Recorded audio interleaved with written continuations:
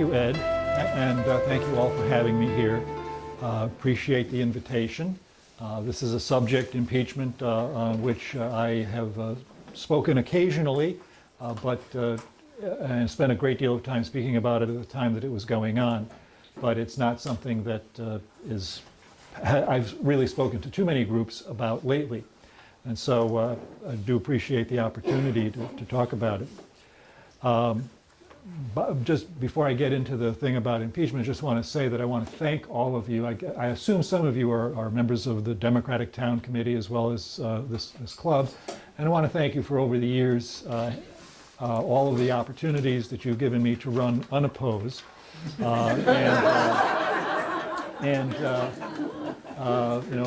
sure that the election results were going to be the ones that I was looking forward to.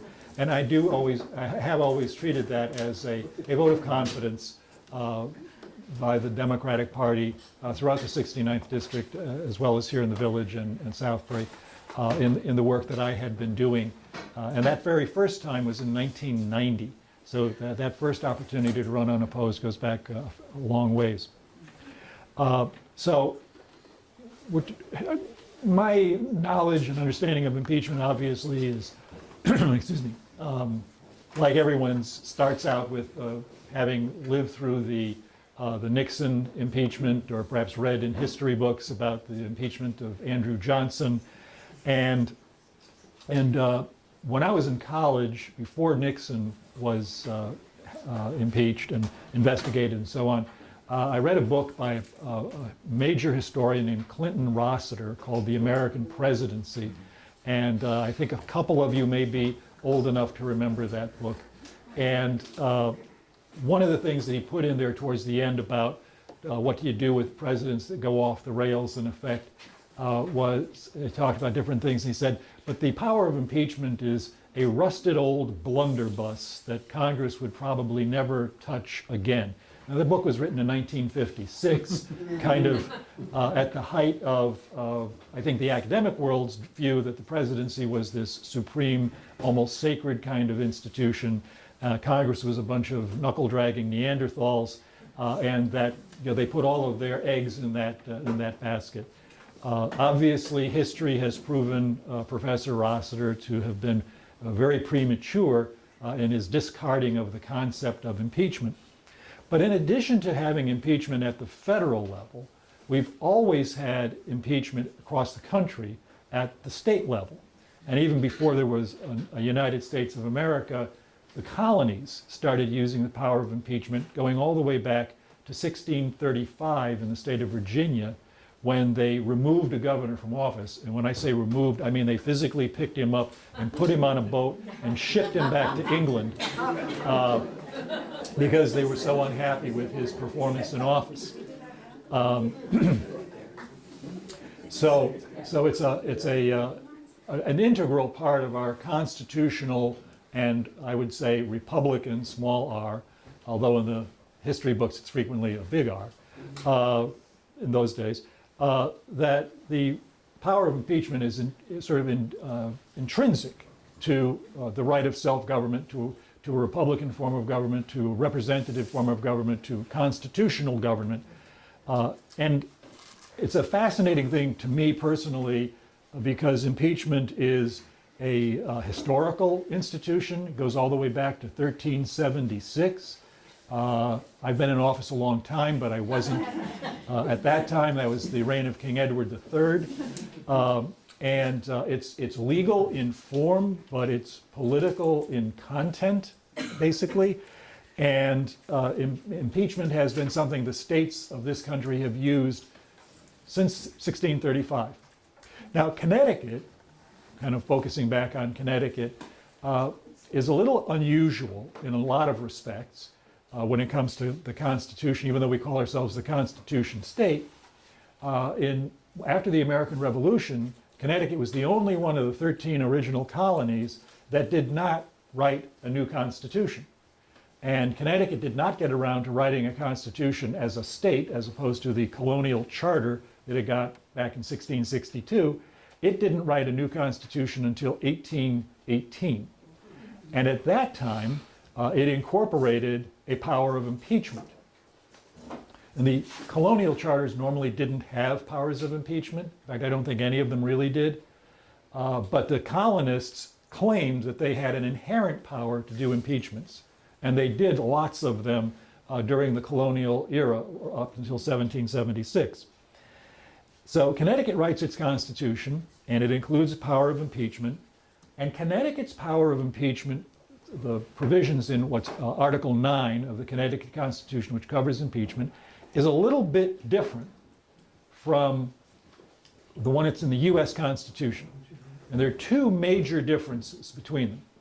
One of them is we're all used to the federal standard of treason, bribery, and high crimes and misdemeanors.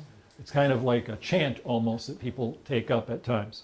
And in fact, books about impeachment almost always have the word high crimes and misdemeanors in it. This is a recent one, and if you're interested in impeachment at the federal and national level, I would recommend it's by Frank O. Bowman III. And while his last chapter is fairly critical of Trump and kind of builds a case for why Trump could be or should be impeached, the rest of the book is, I would say, very objective, nonpartisan, and better than most of the ones that I've read. And I've read a lot of books on this subject, starting in 2004 with the Rowland impeachment. And my lovely assistant, who purchased this book for me for Christmas. Actually, for Hanukkah. Original Meanings, Politics and Ideas in the Making of the Constitution. This is a reading list that he's recommending for you. Jeffrey Toobin, A Vast Conspiracy. $2. You must have got that here at the Heritage. Probably. And High Crimes and Misdemeanors, The Case Against Bill Clinton by Ann Coulter. That happens to be in the library. Okay, Impeachment in America from 1635 to 1805. And he reads a lot. Impeachment, a Handbook by Charles Black. This looks like Impeachment for Dummies. It should be like a yellow and black. High Crimes and Misdemeanors, Selected Materials on Impeachment. And, okay, that's Thank you. Sure. I'll leave these here for people to look at. Sure. In case they want to browse. And this last one, High Crimes and Misdemeanors, was the report from the Watergate Committee back in 1974. It's got a foreword by Peter Rodino, and it has their standards of what they saw as impeachable conduct back in 1974, which was basically revised and not much different in 1998. And even in the most recent impeachment, it's basically very similar to what you would see in that 1974 rendition of what the standards for impeachment ought to be. Now, the big difference in Connecticut is the Constitution does not have that language, treason, bribery, or high crimes and misdemeanors. There is no standard, there's no list or even a suggestion of a kind of activity that is or ought to be considered impeachment worthy. And so it's up to the legislators who get chosen to be on the committee, or because we always do it by committee, it could be the whole House, to decide what to do, what is wrongful enough, what's improper enough, what's abusive enough as a behavior in office to justify being impeached and removed from office. The second big difference between the state of Connecticut and the federal system and many state systems is when the governor gets impeached, and only the governor, judges can be impeached, other people can be impeached, but when the governor gets impeached, he immediately or she immediately loses all powers. There's an immediate transfer upon impeachment, not conviction in the Senate, but impeachment in the House. The governor basically stops being governor for functional purposes, still holds the title and presumably gets the paychecks, gets to live in the executive residence and all that sort of stuff, but the actual functions of government are immediately transferred to the lieutenant governor, who becomes acting governor at that point in time. So the consequences of an impeachment by the House of Representatives in Connecticut are immediate and effective as far as taking somebody out of office. And the only way the governor gets the powers back is if he wins the trial in the Senate. And it's not clear if the Senate, for example, were to not be able to make up its mind what it wanted to do, whether the governor ever gets his powers back. So even though there's a trial in the Senate for governors, the House is really the ballgame. If you lose in the House, you're probably finished as governor. So that brings me to the kind of little history of impeachment in Connecticut. From 1818 until 1983, there was never an impeachment in Connecticut. Even though the power was there, and even though in theory somebody could have claimed back in the 16 or 1700s the power of impeachment was inherent, because they had done that in Virginia and Pennsylvania and Maryland and Massachusetts, but nobody ever tried that in Connecticut. Even after it was explicitly in the Constitution, starting in 1818, nobody tried to impeach anybody until 1984. And at that point in time, a probate judge in the probate district of Hartford named James Kinsella was impeached.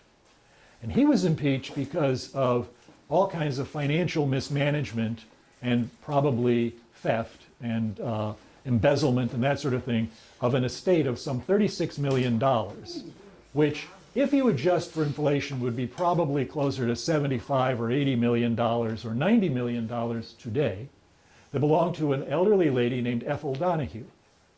And her estate was put in the hands of a conservator who was a friend of the judge's.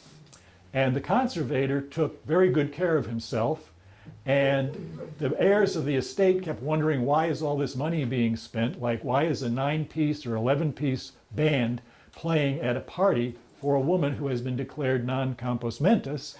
And it's all going on in her like 20-room mansion in West Hartford. Eventually that led to him being censured by the probate Judicial Review Council of Connecticut, but he refused to withdraw and resign or anything like that. And so the legislature had to start an impeachment, or else he would have just continued going along and operating as judge. The next time there was an impeachment, and he did resign the day that the vote was to be taken in the House of Representatives on impeachment. He'd been found by the committee, gone through the investigation, and he drops out finally when the day of reckoning is at hand. Although he did do a lot of litigating, and one of the things he did was he created a court case commonly known as the Kinsella case, in which the state Supreme Court said that an impeachment investigating committee of the House of Representatives has broad and sweeping powers, and basically there's nothing you can do to stop it during its investigative phase.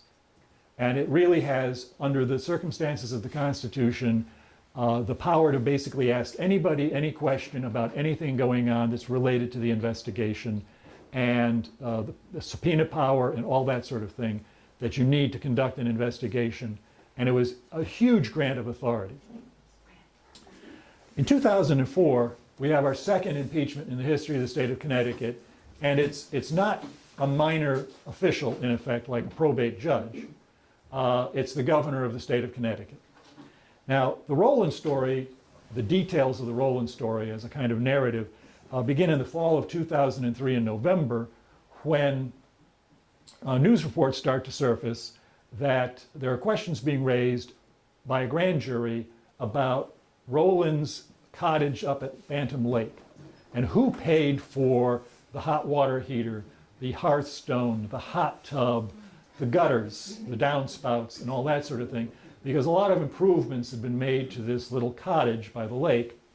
And initially Rowland said, oh, I pay for everything.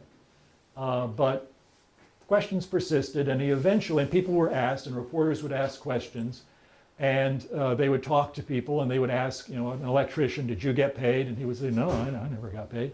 Plumber, did you get, no, I didn't get paid either. Or, I got paid 2 years after I did the work on the place. And stories started to emerge that suggested that, some of these people may have not bothered to pursue payment because either they were getting state contracts, or they worked for the state government in one capacity or another, or they were very, very close friends of the governor's. In some way, he was doing things to help them.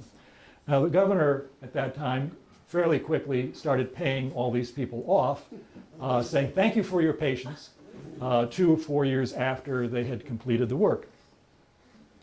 Now, by this time, lots more questions were starting to surface, and it turned out that a lot of the things that were done at the cottage were done by people who worked directly for the governor. His chief of staff, a fellow named Peter Eloff, deputy chief of staff, a fellow named Ali Bozek, and a whole bunch of people who were like commissioners and deputy commissioners in various executive agencies were showing up, doing things, paying for things, giving him gifts, and a pattern of gift giving to the governor started to emerge.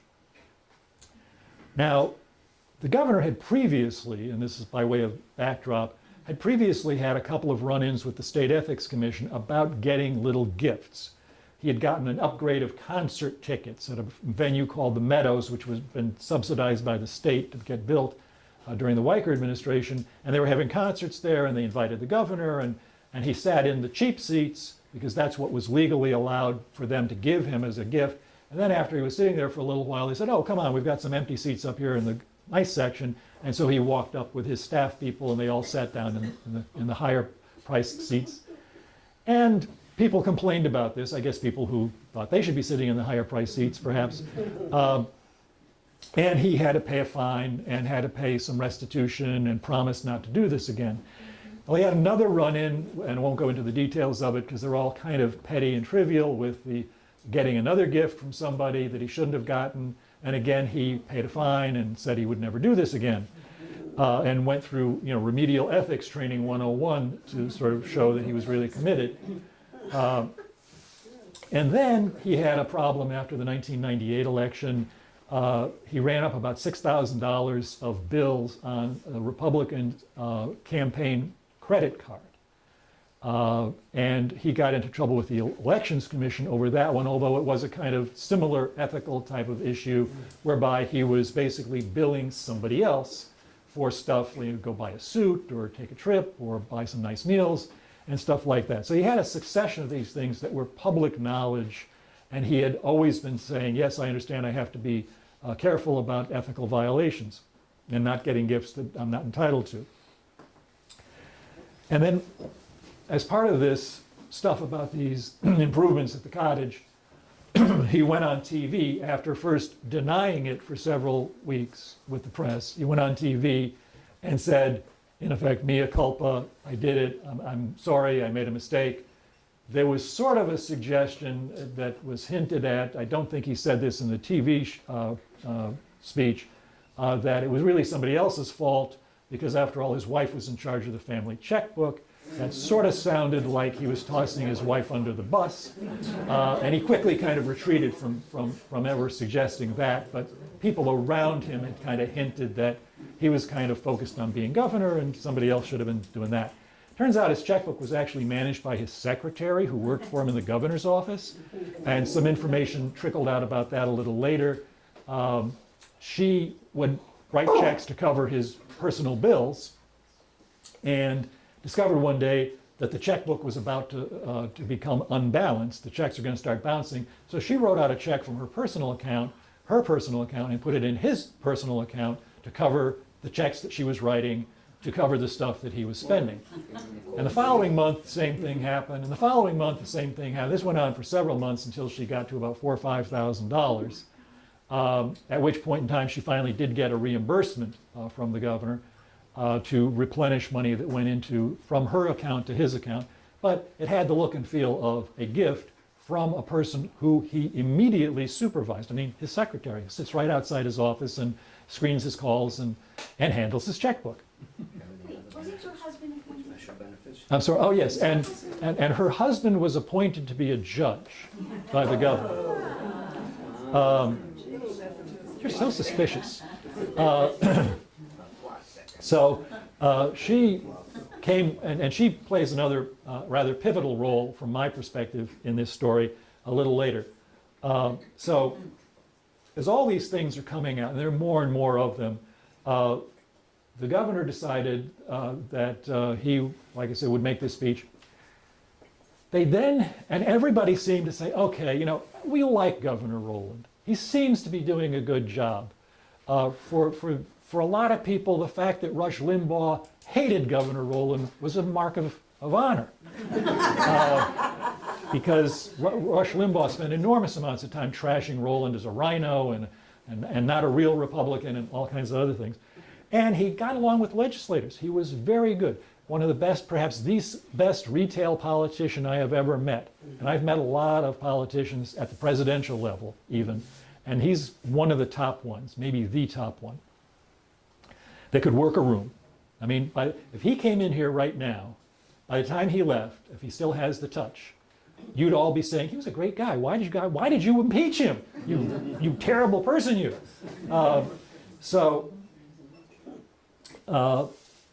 He decides to go to a traditional event, and you probably saw it a couple of weeks ago. Governor Lamont went there, and Fasano went there, the Senate Minority Leader, and it's the Middlesex Chamber of Commerce Christmas party. And there usually is somebody who does a parody poem of "'Twas the Night Before Christmas." You know, that famous thing that was written back in the 1840s or something. And they substitute names of either public figures or reporters or something. Well, Mrs. Rowland decided that she was going to do her parody. And basically, they're sitting at the head table, and she's going to go to the podium where the microphone is, and she says, "Should I do it?" And he looks and, "Sure, honey, what have we got to lose?"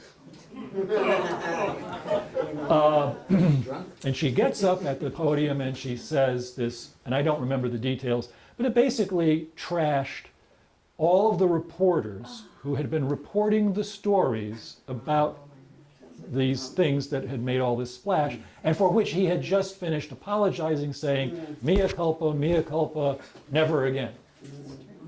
She gets up, sits down, and not surprisingly, a firestorm that would never go out erupted right after that. Then the governor decided that he needed to try to deal with the PR parts of all of this, and so he called legislators into his office in small groups, not his office, to the residents, in small groups, and basically made a pitch for the idea that he really hadn't done anything all that wrong. And that certainly nothing that would justify removal from office or any of that, and that he didn't think he was in any danger of criminal prosecution, but the press was just making so much of it. And yeah, maybe Patty shouldn't have read that poem, and in retrospect, that was probably not a great idea. And he would end this presentation, he would bring us in as groups of like 5 or 10, and it would end with saying, "Can you help me?" And I talked to several people, and it was exactly the same posture at the end of each presentation. So it was, and as I said, he's very good at retail politics, very compelling and all that. So I'm sitting there on January 5th, and he finishes up, and I looked around the room, and not surprisingly, I was the senior most, and it was all Republicans in this group, Republican in the room. And I said, "Governor, I have to tell you, I've done some reading about impeachment." Things like that. I didn't bring the books with me. "And I believe you are in very grave danger of being impeached simply on the basis of what you have already admitted to doing. I mean, you are on thin, thin ice." And I went on to, and of course, his staff was in this room, a bunch of his staff people, including his attorney, a fellow named Ross Garver. And there was this collective gasp that someone had mentioned the I word in the governor's presence. And then it was coming from a Republican, and somebody who had long been a strong supporter of the governor's. And they all kind of started shuffling about and feeling very uncomfortable. I said, "You know, your situation for a governor is very different from what the president faces at the federal level. It's a different process in a lot of ways. And that, you know, one of the problems you have is that you have infuriated a lot of people impeachment is political, and there needs to be a desire to want to get rid of a governor. And I said, even in the one case that I've read where the governor beat the rap, so to speak, and I'd read about 10 or 12 governors who've been impeached, it was Huey Long. And those familiar with the Huey Long story know he was impeached, he defeated the impeachment. Unfortunately, 3 years later, in 1935, as he was walking through the rotunda of the Louisiana state legislature, he was gunned down. So the alternative, as Ben Franklin said during the Constitutional Convention, and people said, oh, he's being facetious. I don't think Franklin was being facetious. The alternative is a lot less desirable.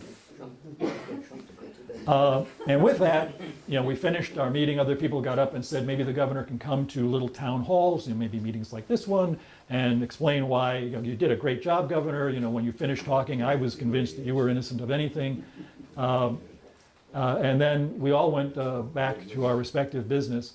The Democratic caucus, the Democrats were the majority in the House then as now, and with around the same kind of numbers. And they had a caucus, and it was a very spirited caucus. I remember it being on a Saturday. And there was a big debate about whether to remove Rowland from office, to go through start the impeachment. Some Democrats were very committed. You got to do this. Some of them just didn't like Rowland because he'd opposed them on policies, and they opposed him on policies, or some personal kind of thing. Other people were saying, no, impeachment is, we just went through this mess with Clinton. Basically, we don't want to do this again at the state level. We don't want to bring Washington into Hartford. And, Rowland's done a good job. We've made deals with him on getting budgets passed and legislation passed and people appointed to be judges. And he's not an unreasonable guy. And so this debate kind of went on within the Democratic caucus about whether the issues were sufficiently serious that he should be removed and so on. During the course of that caucus, news reports started saying that the grand jury investigators had moved Rowland from being a subject of the investigation to a target of the investigation. This was about 5 o'clock on a Saturday afternoon. So they continued caucusing later, and eventually the decision was made that, yes, we're going to go forward. We think that we should go forward with the caucus. Republicans had previously said that we had caucused, and we basically were all drifting by the middle of January, a few days after my presentation with the governor, when I talked to him, that his situation was critical, and that really it couldn't go on any longer, like the way it was going, and that some people said he should resign, but he had not had any inclination of doing that. And so we agreed that if the Democrats wanted to do an impeachment investigation, we would not try to obstruct it. We would participate. And on January 26th, the House of Representatives, Connecticut, for the first time, so far only time in its history, voted 140 to 0 to create an impeachment committee that sometimes I like to read the full title of the committee. Was that 2004? 2004, right. Okay, thanks. And it was the committee to investigate, a select committee of inquiry to investigate whether Governor John G. Rowland should be considered for impeachment. And it's a long title. We always abbreviated it to the Committee of Inquiry, because that was with the first 3 words. So the Committee of Inquiry was created, and the members were appointed on January 26th.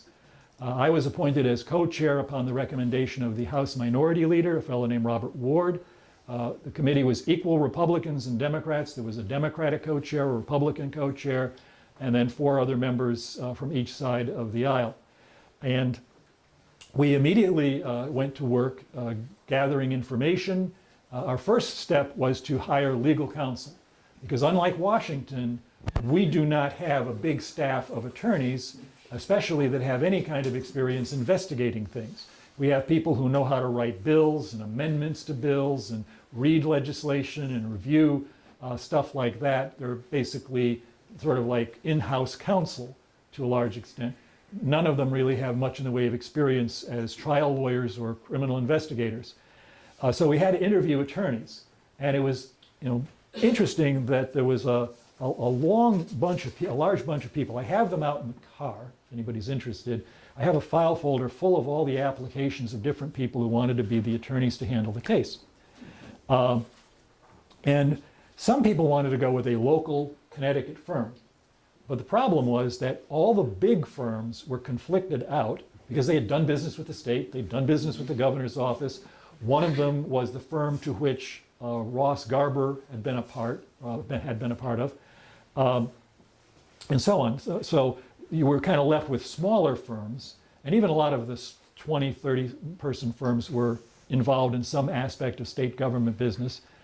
So there was the firm that had handled the Kinsella case, but they only had 3 lawyers, or 4 lawyers that, in the whole firm. And when I asked them, supposing we start getting sued, like every day someone sues us, trying to stop this investigation, block us in court, because that's what Kinsella did. But it's not just going to be one person, one little probate judge. It's going to be everybody who's done business with the governor, electrical contractors, people at these banks, people at financial institutions. All of these people are going to potentially be subpoenaable. What are you going to do? And they said, well, we'll devote adequate resources. I said, well, how many lawyers are you going to devote to just this activity? And so, well, maybe a half of one. And so we ended up settling on a law firm and its principal attraction was a fellow named Stephen Reich. He had worked on the Clinton impeachment in Washington. He had been on the defense side of that. But he had a lot of experience, obviously, with the issues of impeachment and with white-collar crime. He had been a former federal prosecutor. And the Manat firm was a political firm in the sense that they had offices in Washington, D.C. They kind of understood the look and feel and touch of politics as opposed to other people who don't necessarily understand what goes on in government the same way. So one of the first things after we hired, and this took about a week or 10 days to get the resumes, review them, interview the people, decide who we wanted to have, and finally we settled. I think it came down to another firm was in the running, but this fellow, Stephen Reich, seemed to be the right fit for the committee and the members of the committee. So he recommended, as one of his first orders of business, that we needed to hire an investigator. Because again, the legislature, we couldn't use the state police because they work for the governor. This Capitol Police, basically they write traffic tickets or help you get out of your car or things. I mean, they're police officers, don't get me wrong, but they don't investigate white-collar crime. And that's not their territory. And so he recommended a name that I instantly recognized and thought, wow, this is great, Bernie Carrick.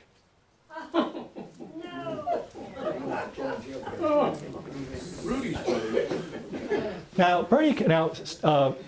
Stephen Reich is basically oriented towards the Democratic side of things. Bernie Carrick is a Republican-oriented sort of guy. And I thought, okay, this is a balance. We've got Republicans and Democrats on both sides of this. The chief legal counsel, the guy who's giving us the legal advice, is going to be sort of like a Democrat. The guy giving the actual walking out, gathering the evidence.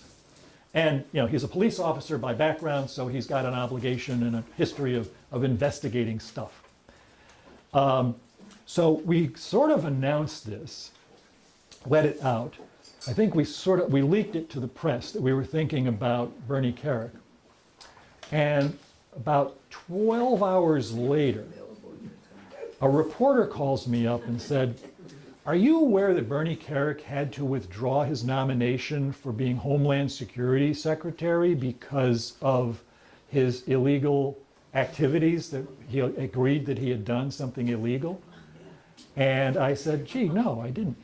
I wonder why nobody else had Googled the name Bernie Carrick, because that's where you found that out. And so the reporter says, well, I just thought you'd like to know. I'm going to be writing a story about this, but you might want to be prepared. Do you have a comment you'd like to make now, or do you want me to call you back in a couple of hours so you can think about what you want to say? And one of the comments, one of the things that you have to deal with, or you do deal with in politics, is the press is part of the process. They expose things. They help you out by warning you, like this reporter did, of a problem you might have. And they have a lot of information. So reporters and the people who work in the press play a very significant role, and it should never be underestimated or minimized. And it's one of the problems we probably have at the national level today, is that the role of the press isn't what it used to be in a lot of ways. But we quickly back away from Mr. Carrick, and we find a backup alternative, somebody who's like on the list, but didn't have a famous name, a fellow named Mintz. And turns out he is not a police officer. He's not an FBI agent, not an internal revenue agent, or any of those things. He's an investigative reporter. And it turned out that he was, and the people he had working for him, were much better at doing the investigative stuff than typically, I think, police officers and FBI agents are, because he has to get information from people without threatening to arrest them, without being able to offer them immunity for their testimony, without subpoenaing people. He's got to be able to get people to sit down and talk to him over a cup of coffee, because he's convinced them that it's worth it for them to talk to him. And that's this fellow's background. And he turned out to be an invaluable part of our investigation and the team that he put together of investigators who helped us gather all of the information. So now we have our legal counsel, and we have our investigator, with a little bit of a hiccup in there because of Ernie Carrick. And so the next thing we had to do was start figuring out how we were going to do this investigation, because there were so many issues that had been popping up with respect to the governor, with gifts he was getting, his apartment down in Washington, D.C. that he bought and sold and rented, and it looked like there was some questionable issues there. And then the underlying thing that had started the grand jury investigation originally, which was the Connecticut Juvenile Training School, and how that got built, and what went into the decision about who to hire to build it, and that sort of thing. So we started trying to prioritize things. And one of the things we decided on was that we had to have rules of what is an impeachable offense before we looked at the evidence. And we relied to some extent on the stuff that came out of Washington, and to some extent on the Kinsella report. And the conclusion that we reached is basically that it's an impeachable offense when you abuse the office that you hold. You abuse the powers of the office. It doesn't have to be a crime, although crimes can certainly be the basis of an impeachable offense. And it's really an offense against the order of the government. It's against the constitutional order of things, and a disrespect of laws in general, especially the kind that apply to public officials in particular. And so we came up with our standards for what's an impeachable offense. We had to develop procedures about how we were going to conduct the investigation, issuing subpoenas to people, conducting depositions, although I got into a big argument with Rowland's criminal defense attorney over whether what we were doing should really be characterized as depositions, and then how we were going to present this evidence once the time came, once we had gathered the information. And so we started on that path.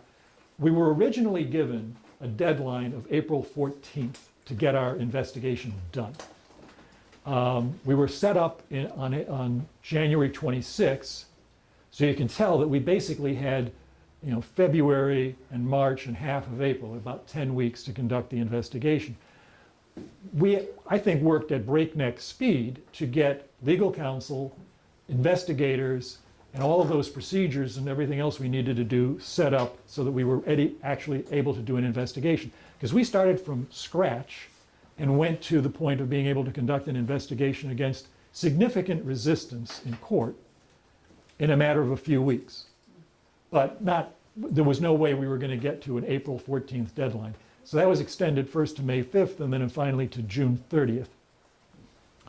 Now, as we're going along, we issued subpoenas to the governor, to state agencies, to the governor's office, to the governor personally, to people who did business with the state of Connecticut, contractors, and a whole host of people, lawyers who had been involved in transactions of one sort or another, former legal counsel who had worked for the governor's office, and that we ended up issuing 140 subpoenas.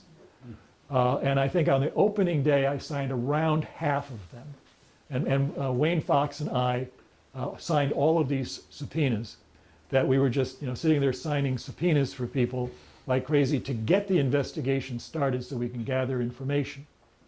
By the time we were done, we had gathered 400,000 pages of documents and interviewed dozens and dozens of witnesses, many of whom never testified in public, but just gave us information that might have led us to either a document or another witness, who some cases we were able to use them in public.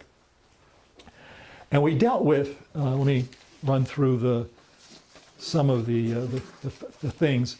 I mean, the issues that were involved were the governor's home in Washington, D.C., which basically he was stuck with this little condo on Capitol Hill. He bought it for about $50,000 and in 1989, shortly before he ran for governor in 1990.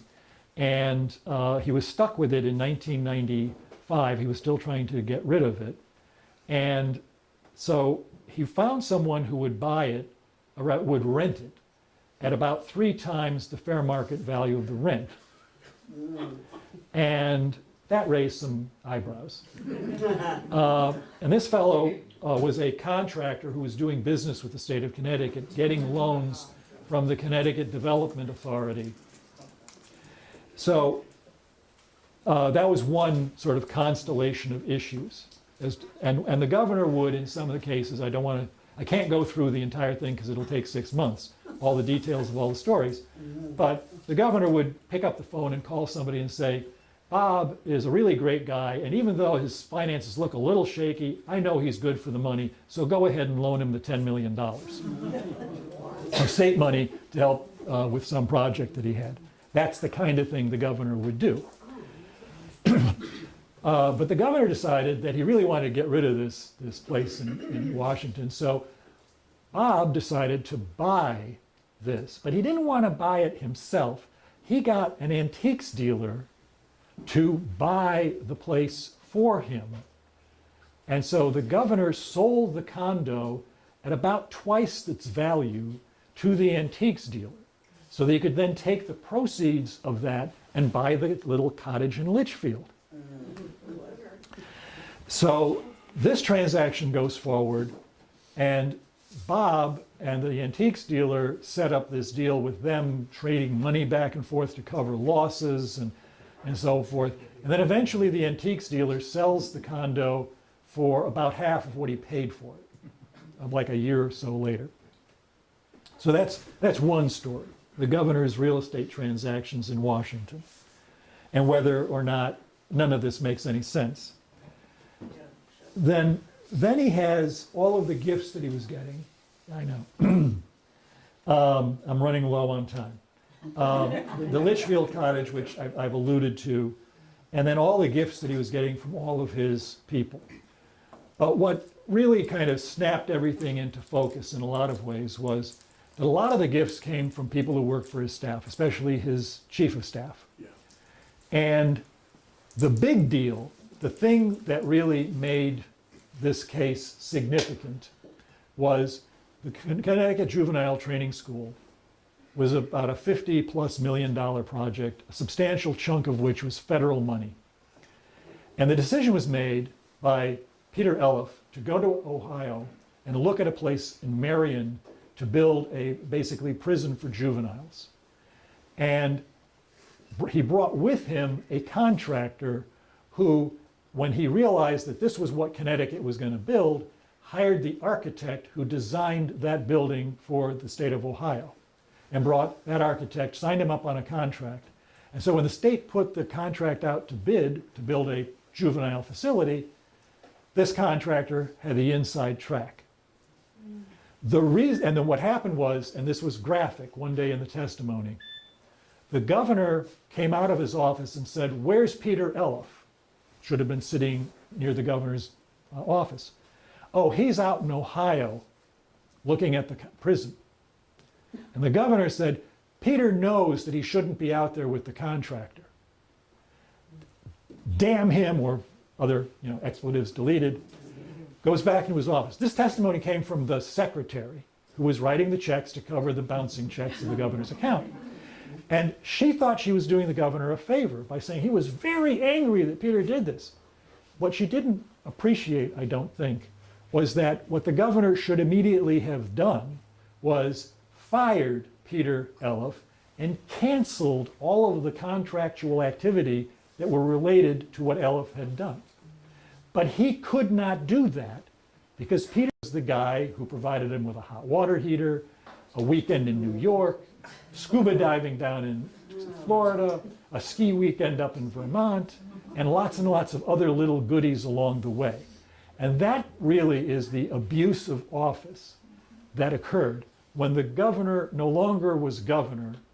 He no longer was the master of the governor's office.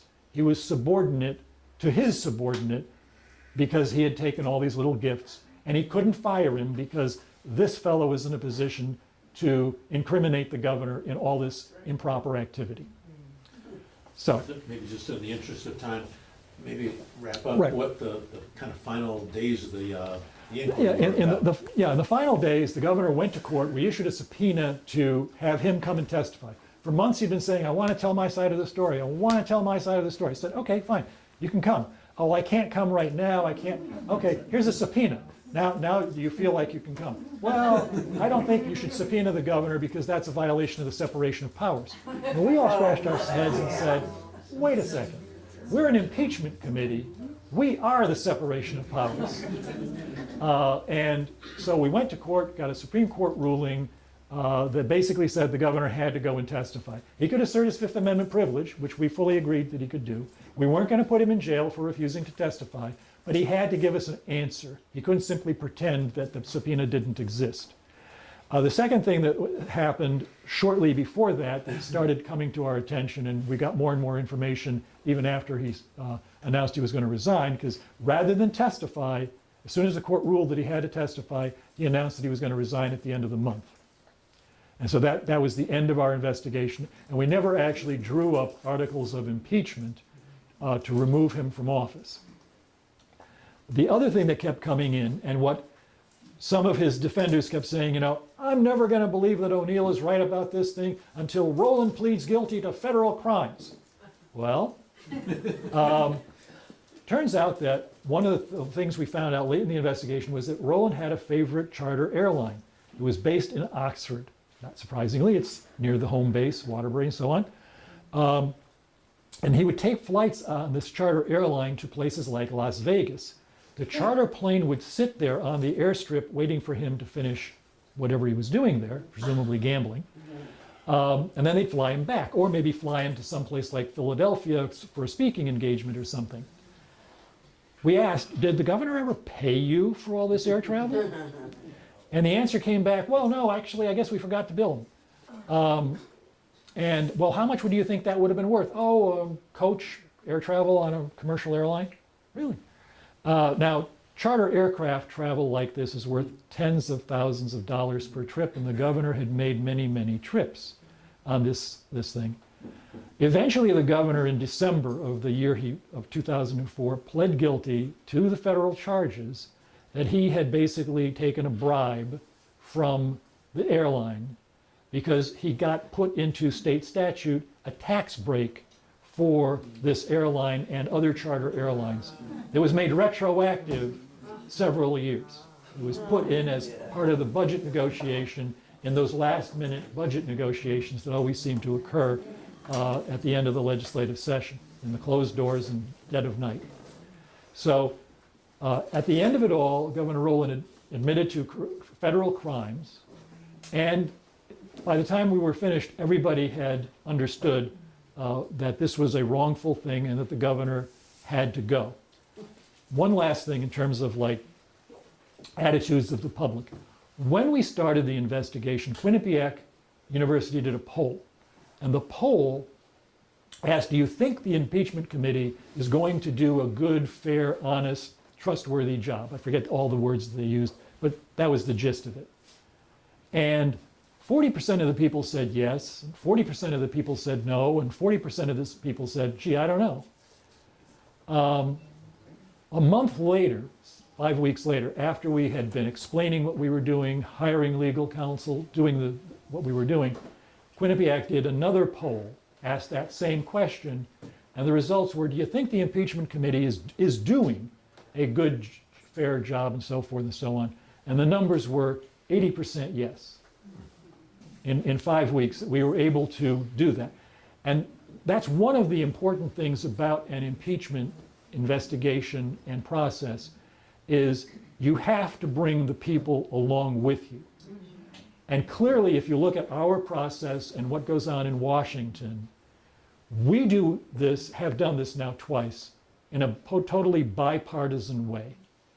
We do it with total buy-in by everybody on how this has to be done, and by a kind of institutional loyalty that transcends partisanship that we see so much of in Washington, and I guess in some other states as well. But this is, something that I think people have looked at, I've been told, in other parts of the country, when they get a situation like this, like the Attorney General, I think it was in Utah, was being investigated for the idea of being impeached, or maybe it was Nevada, one of those square states, and out west, that when they ask people, is there a model of how to do an impeachment, they say Connecticut did it right with its governor, and that's how you should try to do it if you can. That's what we did, and as I say, a big piece of it was bipartisan. A big piece of it was taking the time to gather enough evidence so that we really knew what we were talking about. And unfortunately, just so you know, maybe I shouldn't say this, always a bad opening line when somebody says, people have told me not to say this, but the cost was not insignificant. It cost $6 million For the inquiry. for the inquiry. We had at the very end, at the height rather, not the very end, but at the height, we had 23 lawyers working for the committee, not including our in-house staff counsel, not including the lawyers from the Attorney General's office who were fending off FOI complaints by the news media. They didn't think we were giving them enough information fast enough. And we had to pass a special law to give ourselves an exemption from that. And not including, trying to think of who else, there was another group of lawyers that were helping us out at various points in time, as well as 12 investigators. For comparison's sake, the FBI didn't have half as many people working on the Rowland case, and they spent 2 to 4 years, I'm sorry, 2 years roughly, building their case. And they didn't know about the airline travel. And through our back channel conversations with the grand jury and the U.S. Attorney's Office, they kept saying, if you guys are looking for an indictable offense, you're never going to find it. He's too clever for that. When we exposed the airline travel, they immediately called us up and said, send us everything you got. Thank you so much. Thank you. Federal charge against him, because I thought that was an interesting title. Yeah, one of the problems is, and we heard a lot of it a couple of months ago, quid pro quo. To convict someone of actual bribery under the federal bribery statutes is really difficult. You've got to show that somebody gave a public official, let's say, $10,000 in cash, and the public official did something in their official capacity. And if that's not a kind of contemporaneous exchange of valuable things, of official act in exchange for personal benefit, you can't really make out a case of bribery. And in most cases, over the last several decades, the way it works is that somebody, Governor, here's some free tickets. Governor, here's a free round of golf. Governor, here's a plane ride. Governor, here's a free meal. Oh, Mrs. Governor, here's a trip to Florida to make a speech. And then, after a year or two of this ingratiating process, Governor, can you do me a favor? No. And then the governor does the favor. And the key for the feds is that all of these benefits that the public official gets are probably illegal to begin with. They shouldn't be getting this stuff. Certainly under Connecticut law they are. We have very strict rules, ethics rules. You can't get a lot of stuff as a public official. Some states, they let you have a lot of gifts. Standards are either there's 0 standards or they're very high numbers. But in Connecticut, it's like $100. So the other thing is that you keep it secret. Because the federal prosecutors believe if you're not disclosing that you got $1,000 worth of free travel or $1,000 worth of free hotel accommodations, then you probably think there's something wrong with it too.